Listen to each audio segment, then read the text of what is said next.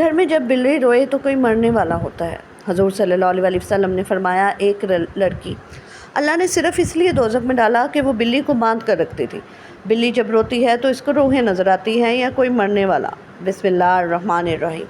ہمارے اسلامی معاشرے میں بلیوں کا مقام اور قدر۔ ماہرین کے مطابق بلیوں کی اوسط عمر 13 سے 17 سال ہوتی ہے، مگر اکثر بلیاں 20 سال کی عمر تک پہنچ جاتی ہیں۔ بلیاں اسلام میں قابل احترام جانور ہیں اور انہیں بہترین پالتو جانور سمجھا جاتا ہے۔ ان کی صاف ستھرائی کی تعریف کی گئی ہے۔ انہیں گھروں اور مساجد میں داخل ہونے کی اجازت ہے۔ یہی وجہ ہے کہ مسلم ثقافت میں بلیوں کی اہمیت ہے۔ اسلام میں بلیوں کی اچھی طرح دیکھ بھال کرنے، ان کی قدر کرنے اور پیار کرنے کی تعلیم دی گئی ہے۔ کچھ مسلمانوں کا خیال ہے کہ پالتو بلی رکھنے سے آپ کے گھر میں فرشتے آتے ہیں۔ پیارے نبی حضرت محمد صلی اللہ علیہ وسلم بذات خود ایک بلی سے محبت کرتے تھے۔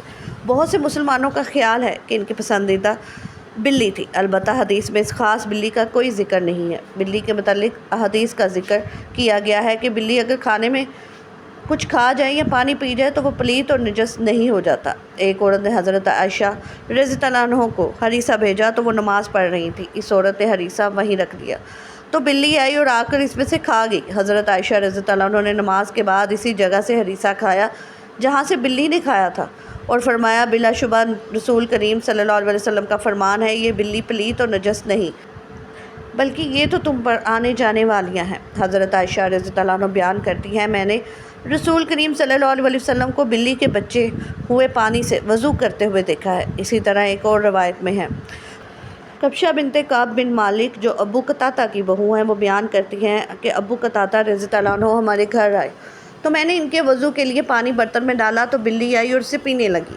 تو انہوں نے اس کے لیے برتن ٹیڑھا کر دیا یہاں تک کہ اس نے پانی پی لیا۔ کبشہ بیان کرتی ہیں کہ انہوں نے مجھے دیکھا کہ میں ان کی طرف دیکھے جا رہی ہوں تو وہ فرمانے لگے، کیا تم تعجب کر رہی ہو؟ تو میں نے جواب دیا، جی ہاں۔ تو وہ کہنے لگے، نبی کریم صلی اللہ علیہ وسلم نے فرمایا، یہ نجس اور پلیت نہیں بلکہ یہ تو تم پر گھومنے پھرنے والیاں ہیں۔ ذبح کے لیے جانور کو بے دردی سے نہ گرائے۔ دنیا میں 5 جانور اور پرندے ایسے ہیں جن کی دعا اللہ تعالیٰ فوراً قبول کرتا ہے۔ یہ جن کے حق میں بددعا کر دے تو اللہ تعالیٰ ان کی بددعا بھی فوراً قبول کرتا ہے۔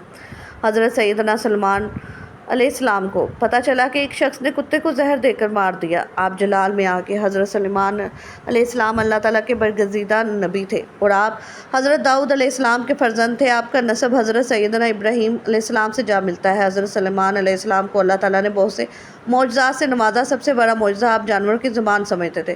اللہ تعالیٰ نے جانوروں کو آپ کے تابع فرمایا، جانوروں کو، ہوا کو، شیاطین کو اللہ تعالیٰ نے آپ کے تابع کیا ہوا تھا، اور کمال کی بات یہ تھی کہ آپ جانوروں کی زبان بھی بول لیتے تھے۔ حضرت سلیمان علیہ السلام کو پتہ چلا کہ کسی شخص نے کتے کو زہر دے کر مار دیا۔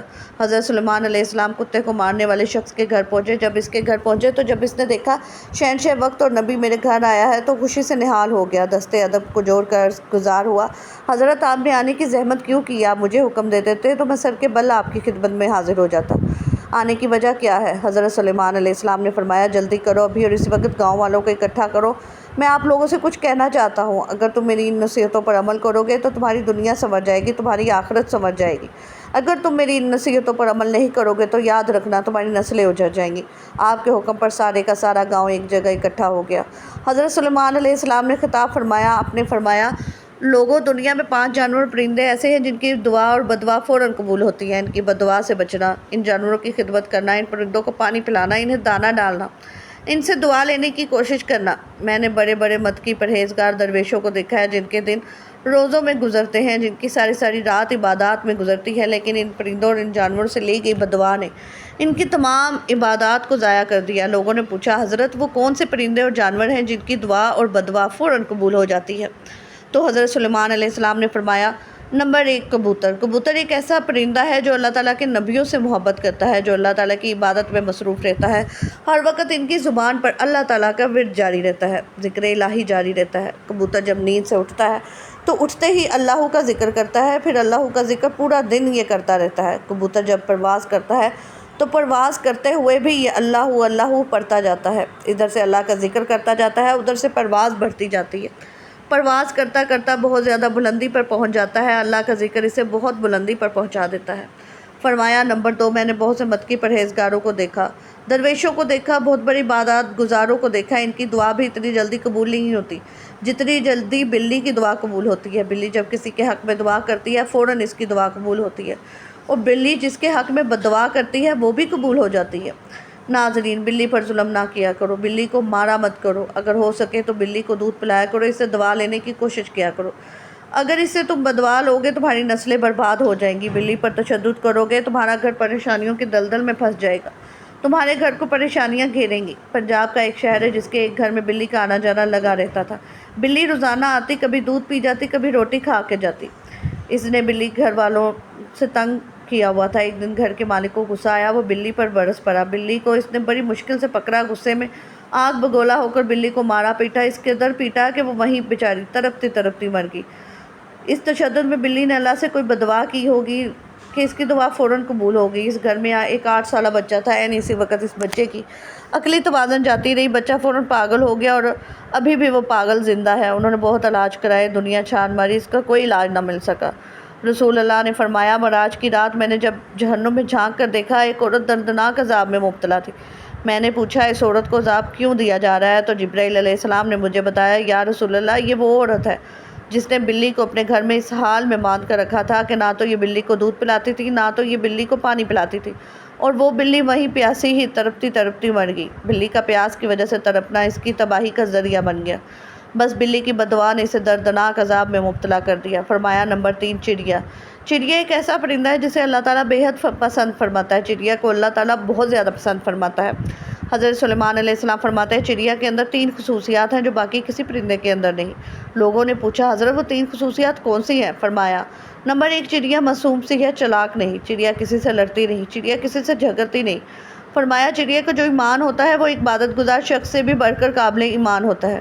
چڑیا کامل ایمان رکھنے والی ہوتی، کل کے لیے آج کے دن میں کوئی دانہ پانی اکٹھا جمع کر کے نہیں رکھتی کہ یہ کل کھاؤں گی، کیونکہ چڑیا کا ایمان یقین ہے، اگر اللہ نے مجھے کل تک زندہ رکھا تو اللہ تعالیٰ مجھے رزق ضرور دے گا۔ فرمایا، تیسری خصوصیت، چڑیا پر ہر وقت اللہ تعالیٰ کی یاد میں مصروف رہتی ہے، ہر وقت اللہ تعالیٰ کا ذکر کرتی رہتی ہے۔ کتا ایک ایسا جانور ہے، لوگ اسے مارتے ہیں اس وجہ سے کہ اسے مارنے سے کوئی گناہ نہیں ہوتا۔ تاریخ کے بہت سے واقعات اس طرح کے پڑے ہیں جنہوں نے کتوں پر ظلم کیا، کتوں کو مارا۔ کتوں پر ظلم کرنا ان کی تباہی کا ذریعہ بن گیا، کتوں پر کیے ظلم نے ان کو دردناک عذاب میں مبتلا کر دیا، اور جنہوں نے کتوں سے دعائیں لیں، جنہوں نے کتوں پر رحم کیا، وہ گناہ گاروں کی بخشش کا ذریعہ بن گیا۔ آپ نے سنا نہیں، نبی کریم نے فرمایا، ایک گناہ گار عورت تھی، بدکار تھی، ناچنے والی تھی، طوائف تھی۔ طوائف بخشی گئی، مرنے کے بعد سیدھا جنت میں چلی گئی۔ آخر اس نے کون سا ایسا عمل کیا تھا جس اس کی بخشش کا ذریعہ بنا؟ حالانکہ ساری زندگی اس نے ناچنے میں گزاری، اس نے ایک ایسا عمل کیا جو اس کی بخشش کا ذریعہ بن گیا۔ اس نے ایک پیاسے کتے کو پانی پلایا۔ اگر انسان کسی پیاس سے انسان کو پانی پلائے، اللہ تعالیٰ اس پر کتنا راضی ہے۔ فرمایا نمبر 5، چونٹی۔ چونٹی ایک ایسا جانور ہے جو عام سا جانور ہے۔ فرمایا، چونٹی کو پاؤں تلے نہ روندو، اگر تمہیں ان چونٹیوں کی اہمیت کا پتہ چل جائے تو تم مرتے دم تک کبھی بھی چونٹیوں کو پیروں تلے نہیں روندو گے۔ اگر تم انہیں روندو گے تو غلطی کرو گے، تو یاد رکھنا رزق سے ہاتھ دھو بیٹھو گے۔ اگر تمہارے ہاتھ سے کھانے پینے کی کوئی چیز نیچے گر جائے تو اسے چونٹیوں کے لیے نیچے رہنے دیا کرو۔ چونٹیاں کھائیں گی، تمہارے حق میں دعا کریں گی، ان کی دعا اللہ تعالیٰ قبول فرمائے گا۔ اللہ تعالیٰ انہی کی دعاؤں کے صدقے تمہیں رزق وسیع عطا فرمائے گا۔ فرمایا، سب کچھ کرنا ان 5 جانور اور پرندوں سے، بد دعائی نہ لینا، کوشش کرنا دعائیں لینے کی۔ ناظرین، سوچو، اگر کوئی پرندوں کی خدمت کرے بخشا جائے، اگر کوئی جانوروں کی خدمت کرے تو بخشا جائے، تو اگر کوئی انسان کی خدمت کرے تو اللہ تعالیٰ اسے کتنا کچھ عطا کرے گا، بہت کچھ عطا کرے گا۔ اللہ تعالیٰ ہمیں اچھی نصیحتوں پر عمل کرنے کی توفیق عطا فرمائے اور ہمیں نیکوکاروں میں شامل کرے، آمین ثم آمین۔ ناظرین، کمنٹ باکس میں اللہ تعالیٰ کے 99 ناموں میں سے ایک نام ضرور ٹائپ کریں۔ جزاک اللہ۔